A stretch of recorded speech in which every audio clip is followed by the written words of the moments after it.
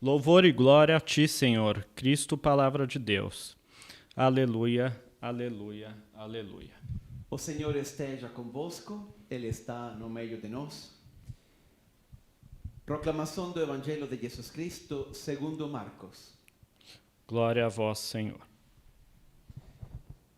Naquele tempo, o Espírito levou Jesus para o deserto, e ele ficou no deserto durante 40 dias, e aí foi tentado por Satanás. Vivia entre animais selvagens, e os anjos o serviam. Depois que João Batista foi preso, Jesus foi para Galileia, pregando o Evangelho de Deus e dizendo: o tempo já se completou e o reino de Deus está próximo. Convertei-vos e crede no Evangelho. Palavra da salvação. Glória a vós, Senhor.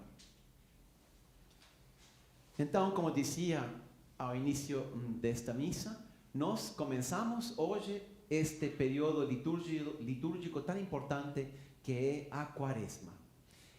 E hoje, este ano que estamos lendo o Evangelho de Marcos, ele começa com essa frase, eu diria, misteriosa. Ele diz que o Espírito levou Jesus para o deserto e aí foi tentado por Satanás.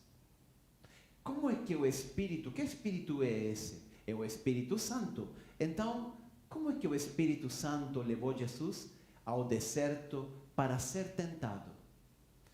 Eu acho que para entender isto, nós precisamos entender como o Espírito Santo, o Deus, não vê a vida.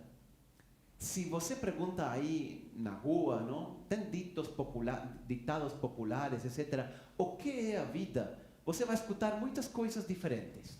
Alguns dizem assim: Padre, a vida é um jogo de cartas. A gente tem que jogar com as cartas que recebeu. Outros dizem: não, a vida é como um restaurante. Ninguém vai embora sem pagar. Outros dizem: não, a vida é como uma bicicleta. Ou seja, a gente, se quer manter o equilíbrio, tem que se manter em movimento. Outros dizem: a vida, Padre, é um livro. Cada dia tem uma página nova. E assim por diante. Eu acho que todas esses ditados, essas frases, né, esses aforismos, têm uma certa verdade, revelam um aspecto da vida. Mas aí eu penso: e Deus? O que Deus diria sobre a vida? Como Ele enxerga a vida? Na verdade, no Evangelho, Jesus falou muito disto. Mas Ele não usava o termo vida, Ele usava o termo reino de Deus, que é um estilo de vida, a vida corretamente vivida. E aí ele dizia: o reino de Deus é como um rei que antes de sair, antes de ir embora, deixou sua riqueza a 3 servos. Em outra ocasião diz: não, o reino dos céus é como um tesouro escondido, é como uma semente que você coloca na terra e cresce, é como a semente de mostarda, que é a mais pequena de todas. Enfim, ele coloca muitos, uma moeda perdida, ele coloca muitos exemplos sobre como é o reino dos céus. Mas se você analisa todas essas parábolas do reino, al final todas elas têm um elemento em comum. E o elemento em comum é que a vida é uma provação. Todas elas, em certo sentido, são uma provação, na que nós podemos dar certo ou podemos dar errado. E na verdade, todos na Bíblia foram testados durante sua vida. Pensa em Abraão. Abraão, por exemplo, foi testado quando ele pediu a Deus sacrificar seu filho Isaac. Jacó foi tentado quando teve que fugir de seu irmão Esaú. José foi tentado e testado quando foi vendido aos egípcios. E assim por diante. Moisés passou 40 anos no deserto. E Jesus também, agora, nós vemos indo ao deserto, sendo testado por Deus. Por quê? Porque a vida é uma provação. Mas aí ainda nós podemos perguntar: mas por que Deus nos prova? E a resposta a essa pergunta é porque, no fundo, Ele quer nos dar algo muito grande. O destino, a vocação do ser humano, do cristão em particular, é uma vocação extraordinária. Imagina um pai que tem que treinar, preparar seu filho para herdar a empresa que ele dirige. que é uma empresa multinacional, uma empresa que está em 100 países, é uma empresa que tem milhares de pessoas que trabalham. Eu tenho que preparar meu filho para herdar a empresa. Isso eu faço de qualquer jeito? Não. Isso é uma coisa muito séria. Então, eu preciso prepará-lo para enfrentar os maiores obstáculos, as maiores dificuldades. Então, o pai vai ser muito exigente com esse filho. Deus faz a mesma coisa conosco. Deus nos quer preparar para chegar ao reino dos céus.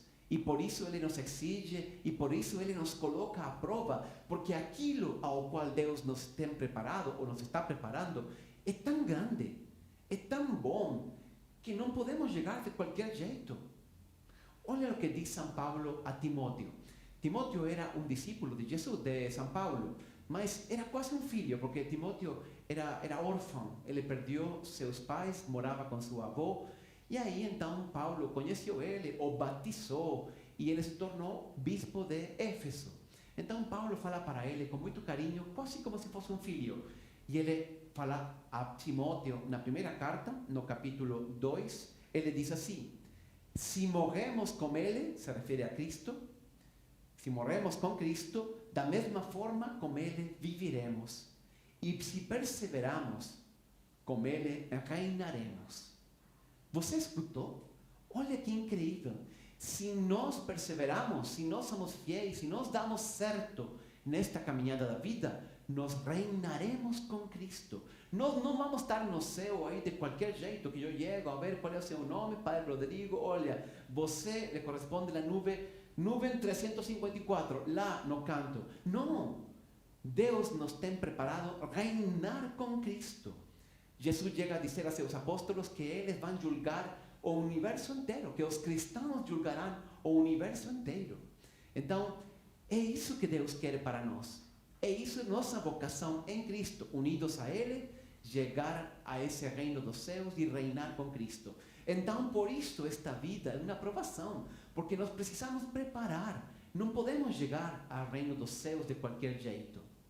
Do mesmo jeito, então, que a vida é uma provação, então o Espírito Santo leva Jesus ao deserto para prová-lo também. Em certo sentido, esse período de 40 dias no deserto, através do qual Jesus inaugura esta prática quaresmal, é um treinamento para a vida. Então, a quaresma também é um treinamento para a vida. Não é a vida mesma, não é que nós fazemos sacrifício porque nós amamos sacrifício. Não, não é isso. Se trata mais bem de preparar-nos, de treinar-nos. Por quê? Porque a vida é uma grande provação e nós não podemos errar nisso. Mas aí então vem o primeiro ponto. Em que consiste essa provação? Como enfrentá-la? Enfim, como poderíamos falar claramente dessa provação, Padre? Porque é muito importante. Nós não podemos errar nisso. Efetivamente, é muito importante. Eu diria assim, a provação fundamental que o cristão tem que enfrentar é a tentação. É a tentação. Eu tinha mais aqui um texto que não coloquei, mas vou colocar rapidamente. Eu assim, quando nós nos abraçamos esse sacrifício, etc., vamos começar agora a quaresma, podemos sentir um pouco de pesar, não? Isto é difícil, é duro. Mas olha o que fala Paulo aos Coríntios. Na primeira carta aos Coríntios, no capítulo 9, ele diz assim: todos os que competem nos jogos se submetem a um treinamento rigoroso. E isso para obter uma coroa que logo se desvanece. Nós, no entanto, nos dedicamos para ganhar uma coroa que durará ou que dura eternamente. Você viu?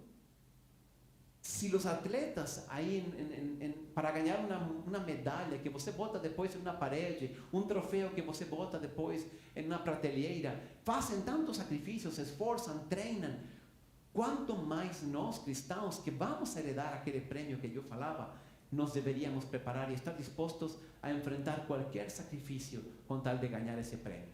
Então, vamos lá. Em que consiste essa provação? Essa provação são as tentações. As tentações da nossa vida.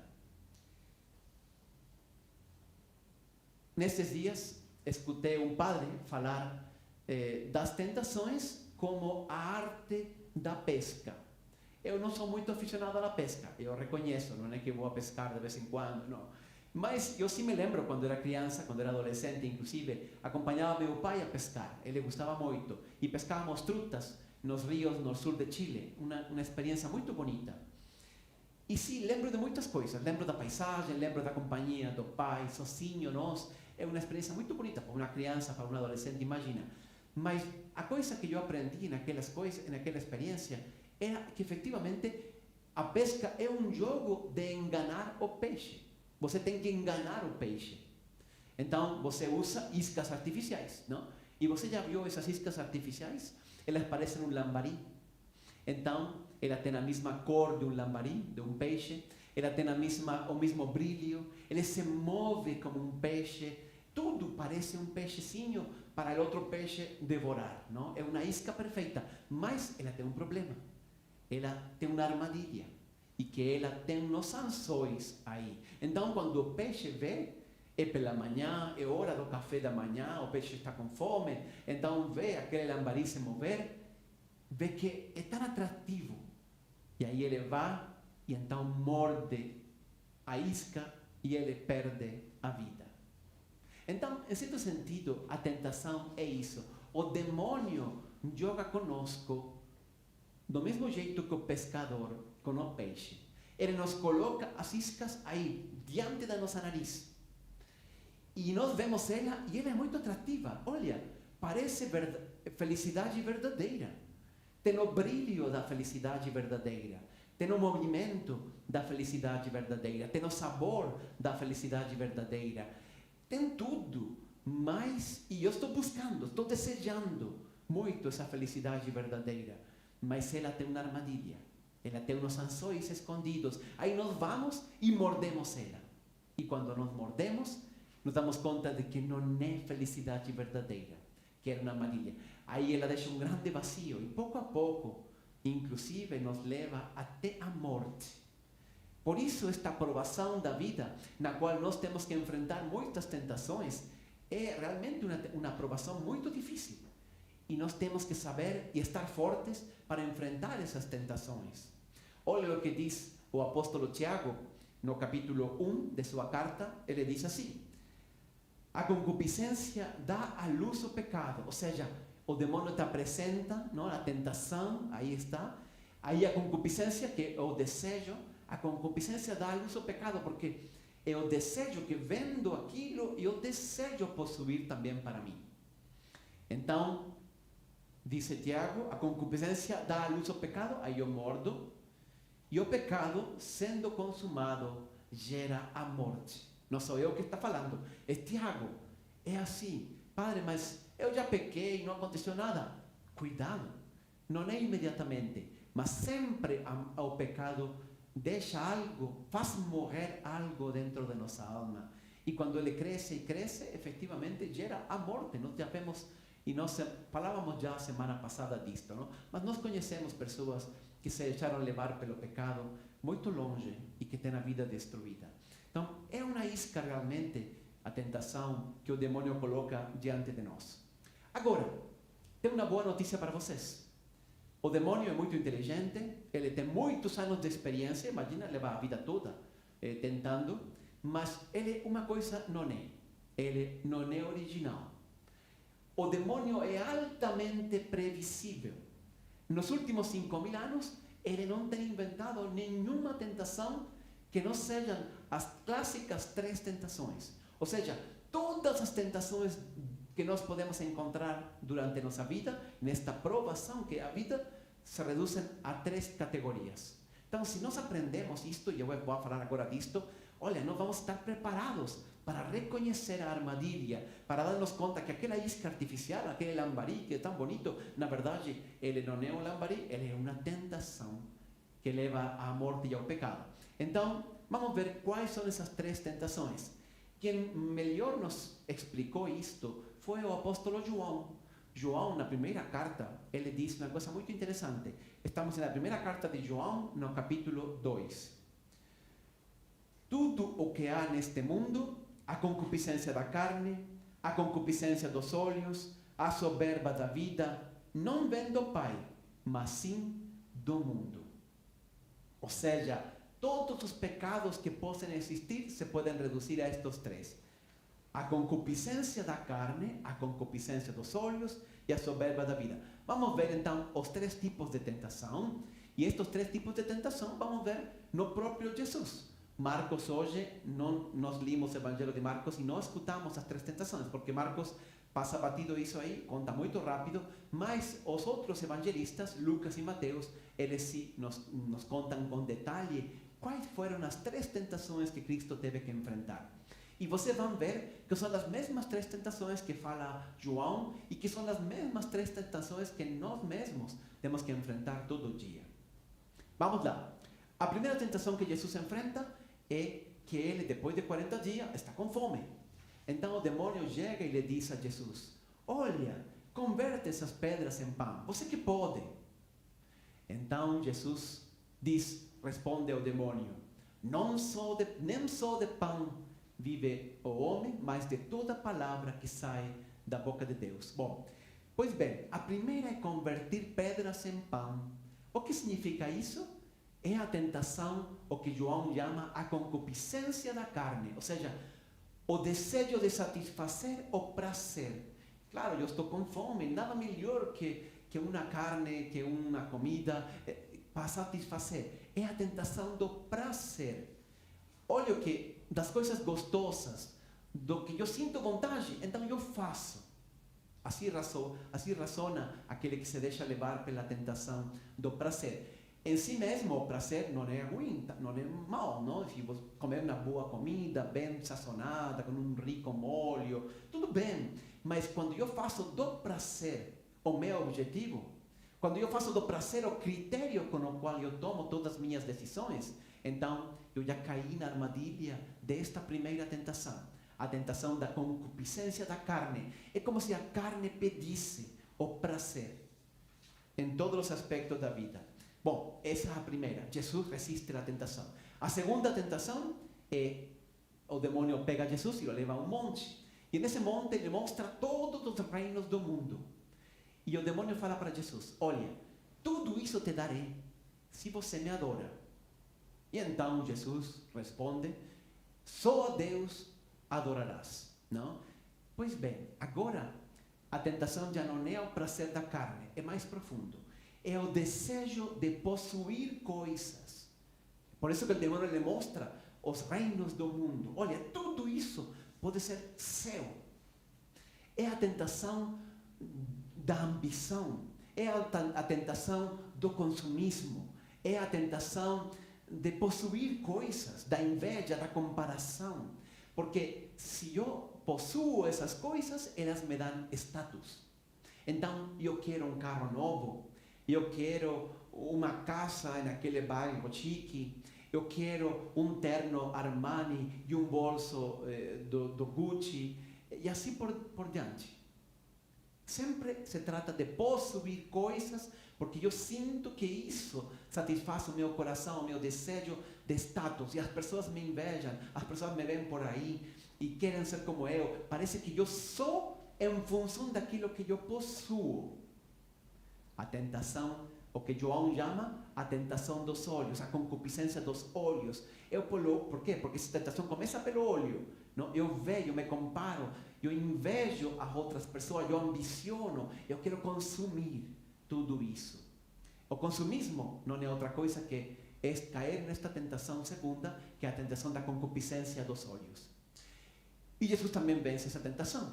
E em terceiro lugar, então o demônio pega Jesus e o leva ao ponto mais alto do templo. Imagina, o templo é o lugar mais sagrado de qualquer judeu, do mundo inteiro, para qualquer judeu. E aí o demônio fala assim, lo coloca na parte mais alta, na torre mais alta, e diz: pula para baixo, porque está escrito: a seus anjos enviará para que teu pé não tropece na pedra. Então Jesus rejeita categoricamente, não, o demônio e fala: não tentarás ao Senhor teu Deus. Mas que tentação é essa aí? É a tentação de ser não amado, Não ser querido por aquilo que eu sou realmente e por aquilo que eu faço pelos outros, porque eu sirvo aos outros. Não, eu quero ser admirado, em certo sentido temido, invejado. Por quê? Porque tudo isso me dá poder. Poder de dominar, poder de controlar, poder de tomar decisão sobre a minha vida, mas também sobre a vida dos outros. Eu não quero saber o que eles opinam, o que eles pensam, ou se eles gostam ou não gostam. Eu quero controlar, quero dominar. Por isso Jesus descendo, não, desde o pináculo, desde a parte mais alta do templo, não ganhando a nosso amor e nossa adesão como ele fez na cruz, mas impondo-se através de um milagre incrível. Ele já caminhava sobre a água. Que tão difícil seria caminhar sobre o ar? E aí todo mundo ficaria abalado, impressionado, admirado. Meu Deus, não podemos desobedecer. Por quê? Porque eu caminho sobre o ar, porque eu me imponho sobre vocês, porque eu sou mais poderoso que vocês. Jesus não pegou esse caminho. Ele rejeitou a tentação. E nós muitas vezes encontramos essa tentação. Obviamente não de fazer esses milagres, não está em nossa mão, mas sim de controlar, sim de ter poder de dominar sobre os outros, em troca de servi-los, de colocar minha vida ao serviço dos outros. Essa é o que João chama a tentação da soberba da vida.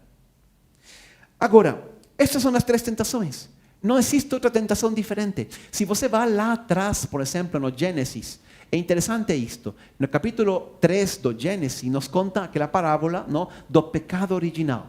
E aí então, a serpente vem e apresenta a maçã para Eva, não? E quando Eva olha esse fruto da árvore, olha o que diz no Gênesis capítulo 3, versículo 6. Ele diz assim: a mulher observou que a árvore realmente parecia agradável ao paladar, muito atraente aos olhos e, além de tudo, desejável para obter sagacidade. Aí estão os 3 elementos. Eu sublinhei. Primeiro, agradável ao paladar, ou seja, a concupiscência da carne. Ele era saboroso. Em segundo lugar, atraente aos olhos, a concupiscência dos olhos. E em terceiro lugar, desejável para obter sagacidade. É interessante que ele usa a palavra sagacidade e não sabedoria. Sagacidade porque a serpente falava a Eva: não, você não vai morrer, você vai poder discernir entre o bem e o mal. Você será como Deus, você terá o poder na sua mão. Vê que são as mesmas tentações. E nós também, todas as coisas, a publicidade, é muito claro como a publicidade usa estes mesmos chamados, estes mesmos apelos, não? Se você está com sede, não? Te mostra uma pessoa aí suando em um dia muito quente, tomando uma cerveja super fria. Olha, gelada, compre esta cerveja. É a concupiscência da carne. Insisto, tomar uma cerveja gelada não faz mal, mas eles fazem o mesmo apelo, o mesmo chamado a esse instinto de querer satisfazer também esse desejo de sede com uma boa cerveja, não? Ou possuir, não? Olha este carro, e mostram um cara dirigindo um carro espetacular, em uma rua todo perfeito, com uma menina que parece Miss Universo. Tudo isso, se você comprar este carro, você vai ter tudo isso. Mentira. Essa é a tentação. São as tentações que nós todos temos que enfrentar continuamente. E contra essas tentações, a igreja nos propõe precisamente este treinamento que se chama Quaresma, um treinamento simples, com 3 antídotos muito simples para combater a tentação. O primeiro antídoto que nos propõe a igreja, então, contra a tentação da carne, é o jejum, ou seja, não comer carne às sextas-feiras de Quaresma. Olha que coisa fácil, não? É muito simples, eu acho que até simples demais. Nós deveríamos, sabendo que nos estamos preparando para enfrentar as tentações, então, assumir algum sacrifício um pouco maior. Cada um fazer um propósito. Do que se trata é eu fazer sacrifício para controlar esse desejo da comodidade, esse desejo do prazer. Contra a tentação dos olhos, de consumismo, de possuir coisas, de comprar. Então, a igreja nos propõe a esmola. Que a esmola, no fundo, é um desprendimento de algo que eu tenho, não daquilo que me sobra. Não? Como a senhora que me dizia: padre, não, agora em Quaresma eu vou dar Vou ver no meu armário a roupa que já não uso, que está muito velha, e então eu vou doar. Tudo bem, que bom, isso pode servir para alguém e é um gesto de caridade. Mas não é isso que estamos falando. Estamos falando de realmente cultivar o desprendimento do coração e, portanto, dar algo que eu quero. Eu poderia comprar algo e, em troca de comprá-lo, eu dou esse dinheiro para outro. Essa é a esmola que realmente vale aos olhos de Jesus, de Deus. Não como aquela viúva do Evangelho, lembram? Ela deu 2 moedinhas muito pequenas, mas ela deu aquilo que tinha para viver, enquanto os outros tinham dado aquilo que lhes sobrava. Então, a segunda prática que a igreja nos propõe, então, é o jejum, que simboliza todo o que é sacrifício. Perdão, esse é o primeiro. O segundo é a esmola. E o terceiro é a oração contra a soberba da vida. Porque quando nós nos colocamos diante de Deus, nosso Criador de joelhos, na oração, nós nos damos conta que realmente somos isso. Não uma pessoa capaz de controlar, de dominar, que tem poder. Nós somos apenas servos. Somos criaturas de Deus Todo-Poderoso. É a oração a que nos permite encontrar a perspectiva adequada para enxergar nossa própria vida desde o ponto de vista correto, que somos criaturas. Antes de terminar, uma segunda dica interessante, que é como Jesus respondeu às tentações. Então, Jesus fez 3 coisas que são muito interessantes e que eu acho que vale a pena dar uma repassada rápida antes de terminar. Jesus, em primeiro lugar, ele não dialoga com a tentação. Isso também é muito importante. Não dialogar com a tentação. Quando Eva é tentada pela serpente, não? A serpente diz assim: é verdade que Deus falou que não podiam comer de nenhuma árvore? E Eva responde: não, isso não é assim. Nós podemos comer sim, mas da árvore que está nos... Pronto. Já errou, porque Eva começou a falar com a serpente, começou a falar com a tentação.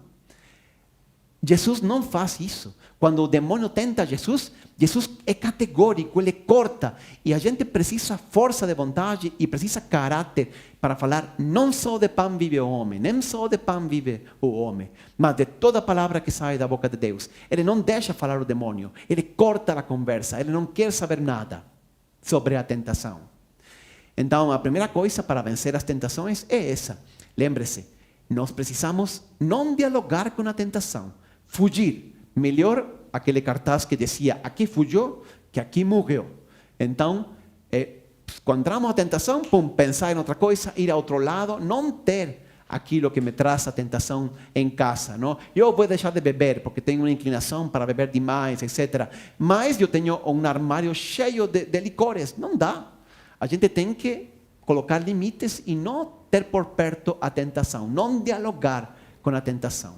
Essa é a primeira coisa que Jesus faz. A segunda coisa é que Jesus conhece muito bem a Bíblia. É interessante que cada coisa que o demônio fala, Jesus também responde com um texto bíblico.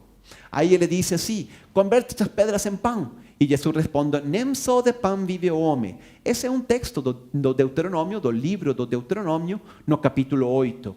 Quando o demônio lhe mostra os reinos do mundo. Aí ele diz: tudo isso te darei, se você me adora. Então Jesus responde: só adorarás ao Senhor teu Deus. O que é um texto de o livro do Éxodo, no capítulo 23. E quando o coloca na torre mais alta do templo, e lhe diz: pula. E aí até o demônio, olha como é importante isto, até o demônio cita as escrituras, porque está escrito que até os anjos enviará para que teu pé não tropece na pedra. Aí Jesus responde: também está escrito, não tentarás ao Senhor teu Deus. Então, esse também é um texto do Deuteronômio. Então, olha como Jesus responde sempre com as escrituras. Por quê? Porque ele conhece as escrituras, ele medita nas escrituras, ele passa muito tempo nesse conhecimento da palavra de Deus. Por isso ele não se deixa enganar pelas armadilhas do demônio. E você, conhece as escrituras?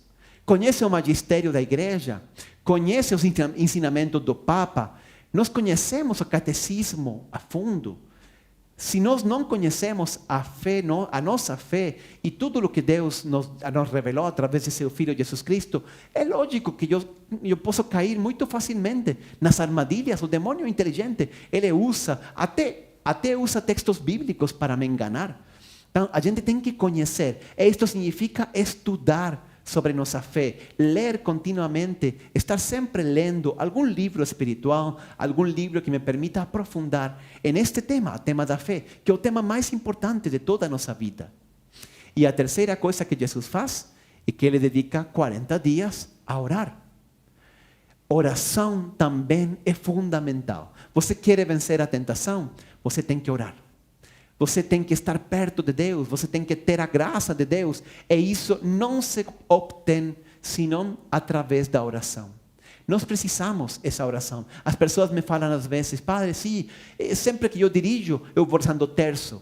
Sempre que eu vou a cozinhar, eu coloco a televisão, o Padre X, não? Ou sempre que levo as crianças ao colégio, então rezamos alguma coisa. Tudo bem, quando você cozinha, quando você dirige, quando você leva as crianças, pode rezar. Mas também quando reze e quando esteja com Deus, dedique-se só a isso, não fazendo outras coisas ao mesmo tempo, porque não podemos fazer tudo ao mesmo tempo. A nossa mente e a dedicação que nós dedicamos a isso e o proveito que nós tiramos disso é muito menor. É como se alguém falasse, padre, eu quero falar com você. E eu digo, claro, venha na quarta-feira. Aí ele chega e eu estou no computador mandando e-mails e digo, sabe o que? Me fala, eu vou respondendo e-mails enquanto escuto você. Imagina. Aí você diz, não, padre, eu vou embora. Se você está ocupado, eu venho outro dia. Lógico, porque a gente precisa colocar atenção em algo. É isso que Deus quer de nós. Nós podemos orar enquanto fazemos outra coisa. Isso é uma espécie de ficar unido com Deus, tudo bem, mas Ele quer que nós olhemos a Ele nos olhos. É essa intimidade, esse relacionamento com Ele que nos permite ganhar a graça de Deus em nossa vida. Então, fazendo isto, igual que Jesus, não dialogando com a tentação, aprofundando sempre mais na nossa fé e, sobretudo, mantendo em nossa vida o hábito profundo da oração, que nós vamos conseguir vencer a tentação e dar certo nessa grande provação que é a vida. A vida é uma provação. Mas lembre-se, vale a pena. Vale a pena porque, como dizia São Paulo a Timóteo, se morremos com Cristo, viviremos com Ele. Se nós servimos a Cristo, perseveramos então com Ele, reinaremos. Imagina que bom seria escutar ao final de nossa vida, vinde benditos de meu Pai. A possuir a herança, como é o texto, já esqueci, possuir por herança o reino que vos está preparado, porque foram fiéis nas coisas pequenas, eu te confiarei as coisas maiores. É isso que nós queremos, mas, queridos irmãos, nós precisamos para isso vencer a tentação. Nós precisamos para isso não apenas ser bons, sino dizer não à tentação muitas vezes em nossa vida. Por isso a igreja nos propõe este período de Quaresma, tomar ele seja para vocês, como foi para Jesus, como seja para todos nós, um período de treinamento, de fortalecer nossa alma, de desprender-nos dessas escórias do mundo que se vão aderindo à nossa alma, para poder estar mais livres, mais purificados e poder também receber então o prêmio que Deus nos tem prometido. Que assim seja.